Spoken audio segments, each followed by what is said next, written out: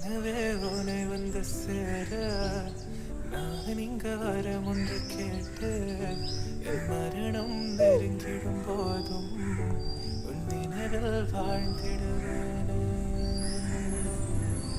தீராத துயரத்தில் நானும் காற்றோடு கலந்தாய் நீயும் நீங்காத நினைவொளியான